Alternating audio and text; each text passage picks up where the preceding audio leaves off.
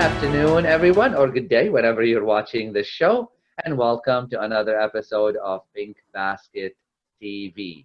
I'm going to directly jump to the topic at hand today, but first, just want to remind you the pinkbasket.ca, support local businesses, watch interviews with other fellow business owners, and submit inspiring stories. We are doing all this work to try to help connect businesses and our community.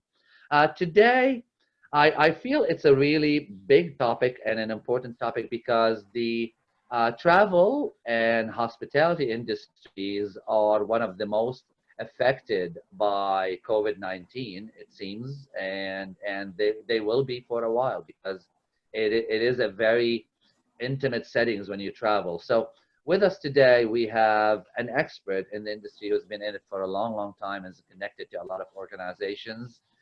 Please let's welcome Liz Devine from Rainbow Travel Marketing. Welcome to the show, Liz. Hi, Antoine. Nice to be here. Hello. Welcome.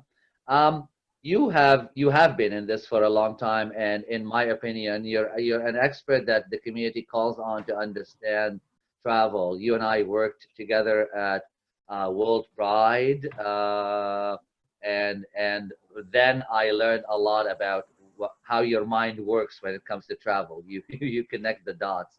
So let's start before we get to that topic. Let's start with you. What's we are looking for the people behind the business. What's your background? What's your passion? What has been your history that got you to the final block now, which with Rainbow Travel Marketing?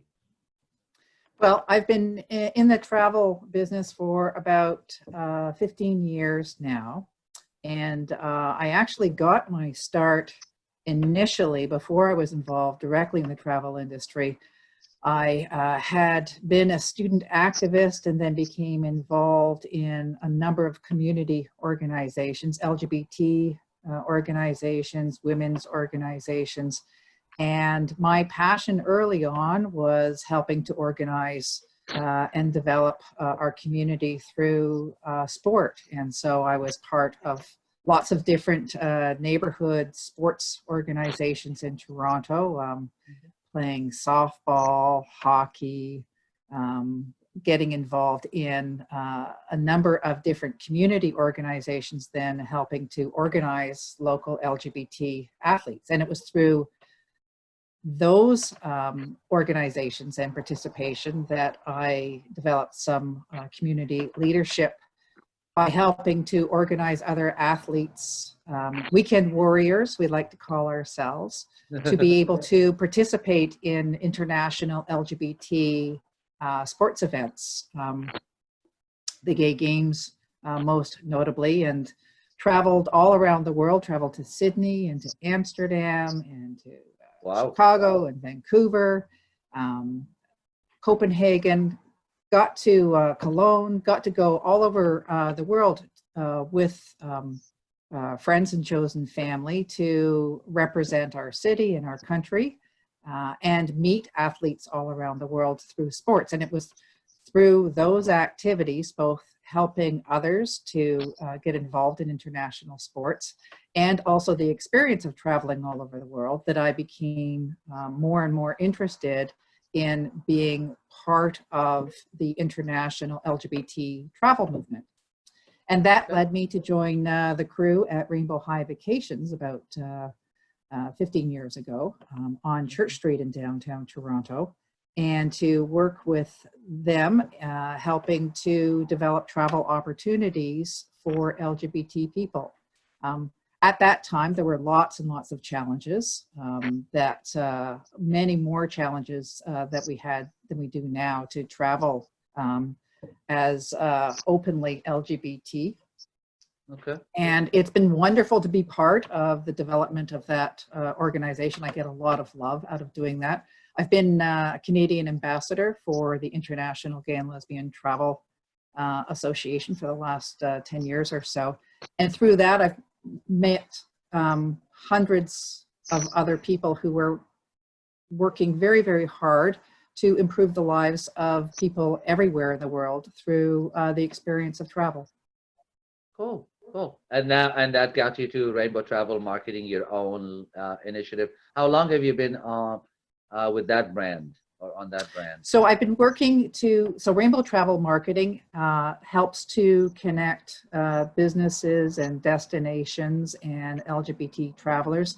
We help to promote the most open and welcoming destinations for LGBT people to go and to visit, and help to highlight what makes destinations so special for LGBT people.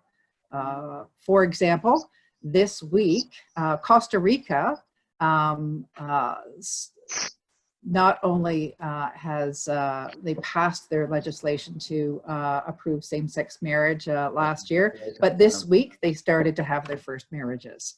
And so Costa Rica, for example, is the latest destination to be welcoming LGBT people to come and celebrate their love and to celebrate having authentic and truthful experiences as their true selves.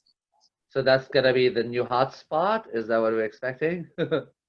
I think so. I mean, Costa Rica is one of the only countries in the world that made a chosen decision to no longer have an army, a national guard, and instead they have invested their resources into creating a very welcoming ecotourism industry. And that speaks to women particularly, who are very interested in ecotourism, but also to men who are interested in health and wellness and interested in going to a place where you can experience all of the different climates. You can go up into the mountains and have some beautiful views, to go and do some rainforest explorations, to swim in some beautiful volcanic pools and the oceans. So yeah, Costa Rica is a particular favorite place of mine to go to. We just gave them an amazing plug. Well, you know what? You just need to go. But the thing is, what's really important is to recognize the countries, people in the countries who are doing a lot of very, very hard work to specifically welcome LGBT travelers. Because when they change their laws and do things to make their countries more welcoming, they're also increasing the human rights benefits of everyone, those who live there as well as those who will visit there. So shout out to everybody who takes that lead. Yes. You know, also what I like about you also, that you combine that knowledge and that passion for travel, but you're also a champion of business. You've been involved in BIAs, in chambers, in all sorts of groups. So you've always been involved. You always like to connect with that. I guess the next question would lead to this: what makes what you do, what you offer, your knowledge unique and stand out?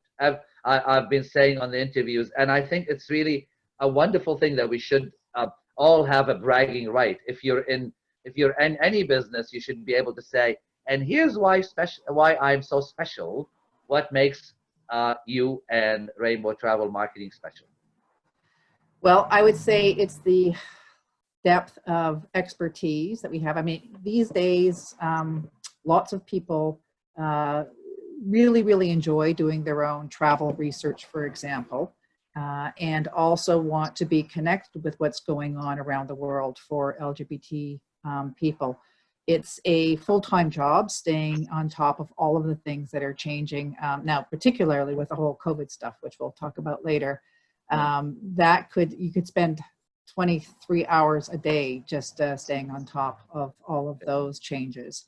But I guess it's the blend of the understanding of the importance of human rights to travel, as well as the where places are safe to go to, as well as what makes good business sense and community development sense. So I'm very, very keen to see how we can make our travel dollars extend as far as possible by helping local communities and by helping to advance LGBT rights, and to help the people who are working very, very hard to extend those rights as well. And if we can do that through travel and through the promotion of places that really, really want you to go, and also help local business to develop, both in our own destination as well as others. I think that's terrific. That's awesome. I'm going to add a little plug for you, because I think that's another thing special about what you do is you're always learning. I see you running around with your bags and sliding things at trade shows. You're always attending things. You're always staying up on the trends. You're always staying up on, being ahead of the game for your clients, so you know a lot of information. I think I'm right on this, right? I know you do that. This one of the joys of being in the travel industry is being able to go to places to have the opportunity to have those behind the scenes experiences, so I can come back and let people know about, after hours viewings at fantastic places, or where you can have the best locally made something, or how to watch what happens when coffee is being truly brewed, or have a proper Chinese tea service. All of those things, those things really make travel truly special and wonderful. But on top of that, it's being aware of what's happening both in the industry with suppliers, and the ways in which we can connect people to each other. And these days, unfortunately, we're not going to a lot of places, but I'm telling you, the webinars, I could do them all day, every day.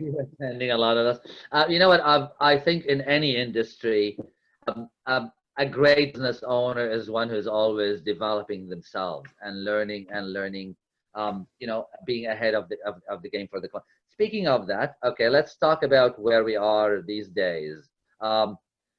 Let's check how you plan to operate your business during COVID-19, but I think your business relates completely to how the industry in general is operating during COVID-19. Tell us what you think about what's happening in the travel industry and what you do. Well, in the travel industry, what we're going to see for the short term is a focus on local tourism. So as places begin to open up safely, we're going to start to see the promotion of and the encouragement of people to have local experiences. Once things are a little bit more safe, and that all depends on where you're coming from and where you're going to begin with. Then from there, we're going to be starting to see local bubbles start.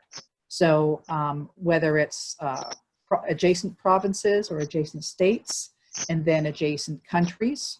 So for example, some of the countries that are more isolated are opening up sooner because they've contained things very well. So Iceland, for example, is going to be opening in the next month to very limited travel opportunities.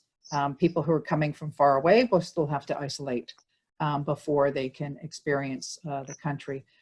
Some of the other countries are going to be starting to create travel bubbles.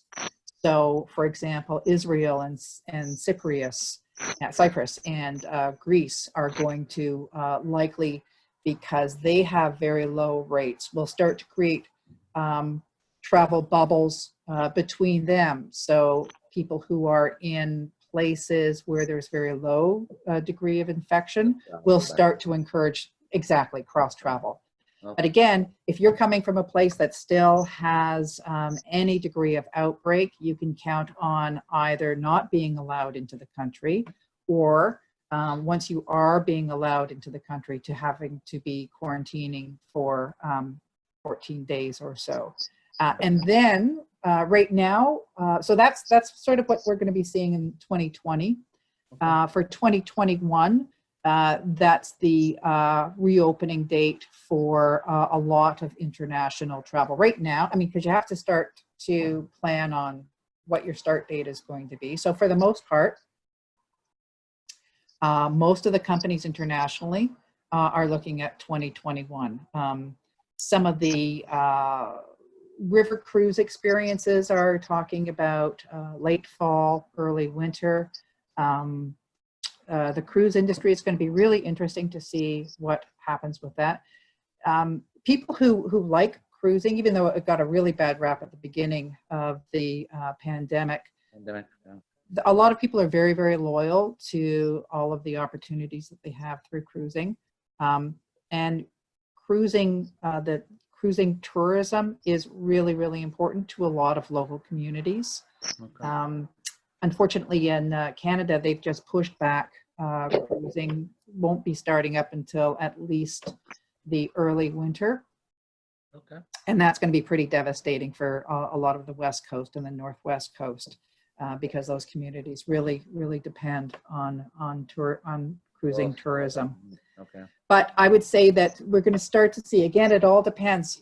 Everyone is being a little bit quite tentative right now, but so far, those countries that are starting to contain the virus, they're looking at reopening. So, for example, Air Canada, WestJet, Transat, those Canadian carriers are all planning on restarting their package vacations to the south, Mexico and the Caribbean, starting in the midsummer.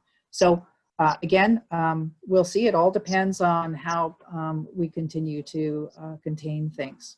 And what is most important is that the industry is putting in place all the things that they can think of to ensure that people have safe travel experiences. So everything is going to be different moving forward than what it was before. You're not going to see large tours anymore. You're not going to see jam-packed buses anymore. You're not going to see, unfortunately, things like buffets you're not going to be seeing. So a lot of those changes are all being put in place right now. And we have webinars every day from the suppliers who are telling us and sharing with us all of the things that they're doing to make for safe travel experiences. I think, I think in any industry, you're going to have to do two things. I'm doing the same thing for my own company. You've got tentatively to look at what may be the scenario, but also be ready for what the new picture, the new world may look like before it's too late. So you seem to, your industry seems to have a lot of kind of future thinking right now. Yeah, there's a lot of that going on. And in fact, people are starting to plan for their vacation next year, because we don't, everything is tentative at this point in time for 2020, but there's a lot of interest that people have in being able to get out for 2021. And interestingly enough, there's a couple of surveys that have just been released that speak to people's travel resilience. For example, IGLTA, the International Gay and Lesbian Travel Association, they just released a survey that showed demonstrated the resilience of the LGBT travel community, saying that over half of LGBT travelers surveyed said that they are interested in traveling again this year. So as soon as they're able, they want to be up and out traveling. So that's very, very good. And the other thing is people are also demonstrating that they really want to be able to go back to their favorite places as well as soon as they're able. Okay. For me, at least for me, I think everybody has their own comfort. For me, 220, I'm willing to let go of, but you gotta start planning for 221. Yes, you gotta start planning for when you're gonna go back to living again. All right. Yeah. Let's get to this. What lessons have you learned over the years that may have changed how you serve or cater to your clients? Well, it's interesting. We've just gone through a period where people really pulled back from, in our demographic, pulled back from using travel professionals because they were,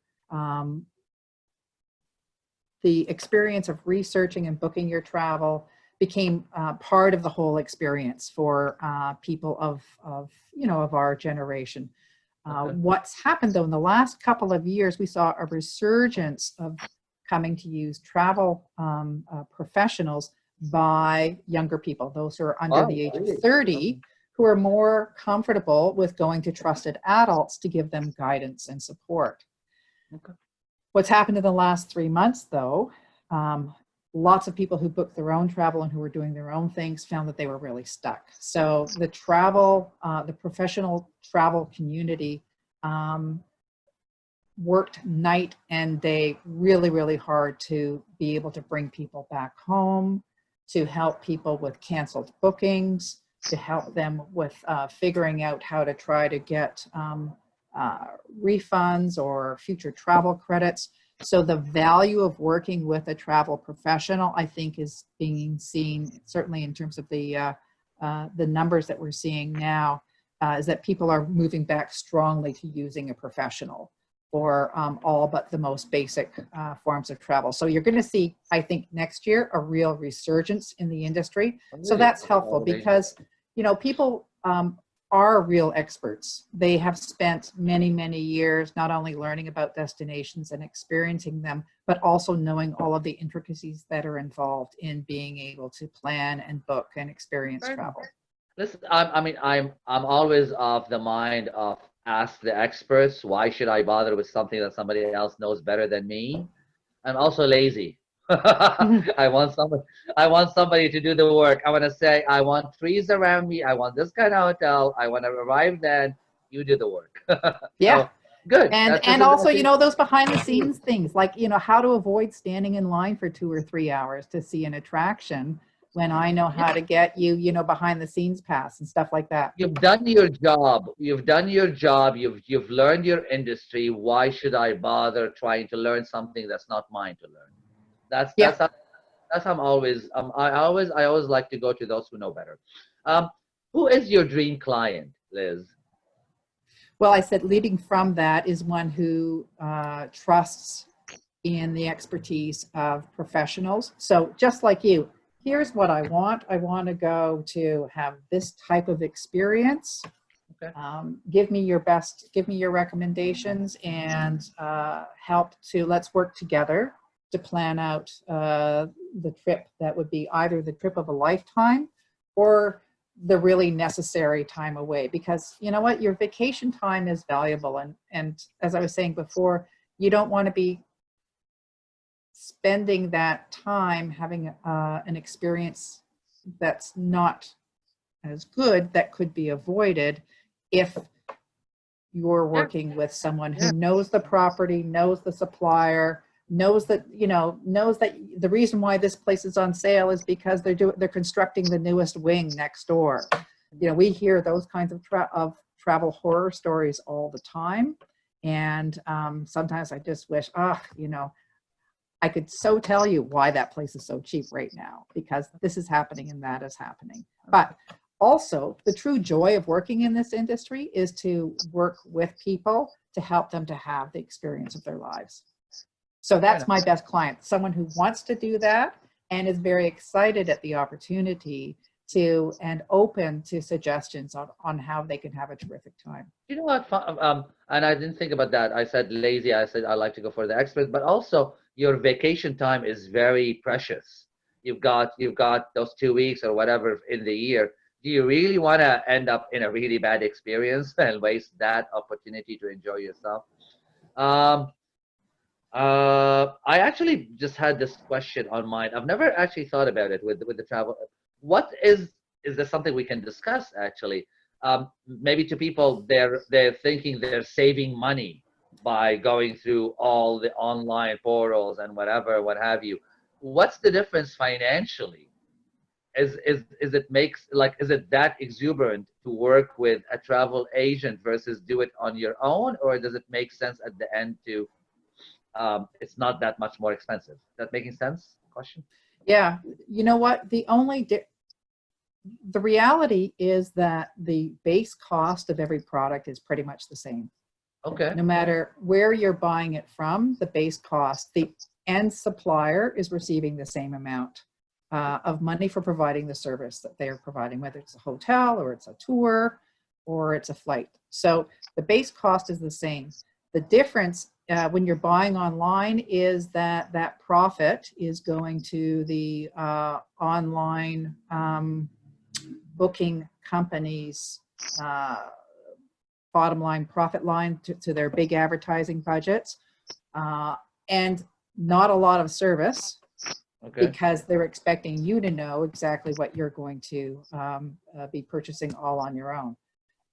The difference with going with a travel professional or a local business owner or an independent travel professional is that they're being compensated for their expertise, but really you're paying really for the most part the same amount. You as a consumer is putting out the same amount of money.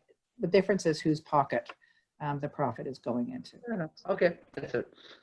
And What the level of inspires? service that you're getting. So I'm going to say to And, you, oh, then you there's know all what? the Go other this factors. week instead of last week. Yeah, Yeah. yeah, exactly. What inspires you in business, Liz? What inspires you when you see others doing? What inspires you in the business world? I love working with people who are passionate about what they do. So I have the opportunity to know and experience local tourism, ecotourism, to work with travel professionals. I know tourism professionals from around the world, and I regularly have check-in calls with them, and they share some of their favorite experiences, because what they love doing is showing the places that they love or the experiences that they love. So I love the opportunity to be able to connect people I know to them, and for them to experience amazing things. And that could be, that could be here, you know what, I'm connected to a local business, or I'm connected to a local workers co-op, and they really want to show you how they're doing this, that, or the other thing. Or I know an amazing nature photographer who loves to show you how to take fantastic pictures. Oh, cool. So being able to see and to help people to develop their own businesses, and being able to connect them with people who are looking for incredible experiences. And again, that can be whether it's travel and tourism, or whether it's people who want to come here to experience our local community as well, because I'm the biggest booster of coming to experience and to help out to boost our local business as well. So I love seeing people be passionate about their business and their community, and the ways that we can connect and grow both of those. Beautiful. Passion is contagious. It's a lovely feeling. What inspires you in life? I'm assuming maybe the same. Pretty much. I love seeing people have the opportunity and go for the experience of being able to grow, to enrich themselves, to always to take up opportunities to learn and to discover new things, both about the places where they go to, but also to be able to discover things about yourself. That's brilliant. When you go and experience something new. Very nice. How are you spending, because this is what this show is specifically about, how are you spending your time during physical distancing? How are you staying safe? What precautions are you taking to stay safe? What's your system? Well, I think it's a combination of physical, emotional, and intellectual balances that we all try to achieve. So I have started, now that the weather is better and we've really gotten rid of the last of the snow, I'm out there for my morning walk jog every day for about 45 minutes. And I'm using this time to discover parts of my neighborhoods that I may not have spent as much time in our West life experiencing. Yeah. So I do that that's how I start my day. Every day I'm doing that. And then I'm ensuring that I stay up to date with the news of the world, but that I don't overdo it anymore. I think all of us spent those first couple of weeks, many of us spent those first couple of weeks just glued to our TVs or our computers, just like, what the heck is going on with our world? And are we ever going to see those people we love anymore? Little portions of news. Yeah. Yeah. So physically staying healthy, emotionally, taking in the news in small doses so that I know what's going on and I'm up to speed, but that I'm not overwhelmed by it. And finding little spots of happiness. So this weekend, I'm getting my balcony garden up and going. Nice. I'm going to be smelling as many flowers as I can and getting my hands as dirty as I can. Nice. Well, let's do the contact stuff. How do you find you? How do you find Rainbow Travel Marketing?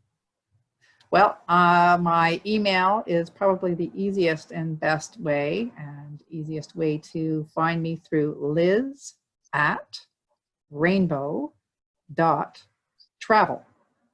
No .com, no .org, no .ca. It's rainbow.travel because we're all things travel. Cool. All right. And with that, let's close with a recommendation. We're all trying to have some good feels these days. What have you been? Well, you actually just shared with us. I guess gardening is an activity that brings joy, and planting, what have you. But have you been reading any books, watching any film or something that you thought, oh, this really felt good, that you'd like to recommend to others? Yeah, I get hundreds of emails every day about travel industry updates or supplier updates or destination updates. So it's hard to read a lot of books these days because I just want to turn off that part of my brain. So what I have been doing is catching up on one of my favorite things to watch is female buddy cop shows. So the one that I am finishing up just now is a British show called Scott and Bailey. It's been a fantastic series on Netflix by Sally Wainwright, who is one of my favorite. Yeah, I've seen it. Yeah, cool. She's fantastic. So female buddy cop shows, that's my latest network distraction. And then to just have mindless fun, the Baroness von Sketch show on CBC. Oh, nice. They are hilarious. 5 women. They are just absolutely hilarious. Unfortunately, they're just starting their last season. But if you have not seen this show, you really must binge this one, and you'll be filled with joy and laughter. Very nice. Well, thank you for your time, and thank you for really giving us the lowdown on one of the, it's a very big sector. Travel and tourism and all is all related and brings a lot of money to any. So this was very, very informative. Thank you for your time. Good luck. Stay healthy. Stay safe.